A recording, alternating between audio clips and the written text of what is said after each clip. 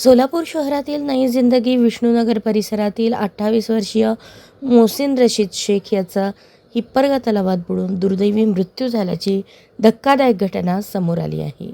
या घटनेमुळे परिसरात हळहळ व्यक्त करण्यात येत असून कुटुंबियांवर दुःखाचा डोंगर कोसळला आहे। मिळालेल्या माहितीनुसार मोहसिन रशीद शेख हे काही मित्रांसोबत हिप्परगा तलाव परिसरात गेले होते। यावेळी ते पाण्यात उतरले। अचानक त्यांचा तोल गेला आणि ते खोल पाण्यात बुडाल्याची माहिती समोर येत आहे। सुरुवातीला मित्रांनी त्यांना वाचवण्याचा प्रयत्न केला, मात्र पाण्याची खोली अधिक असल्याने त्यांना बाहेर काढणे शक्य झाले नाही। घटनेची माहिती मिळताच स्थानिक नागरिक, पोलीस आणि बचाव पथकाने त्यांना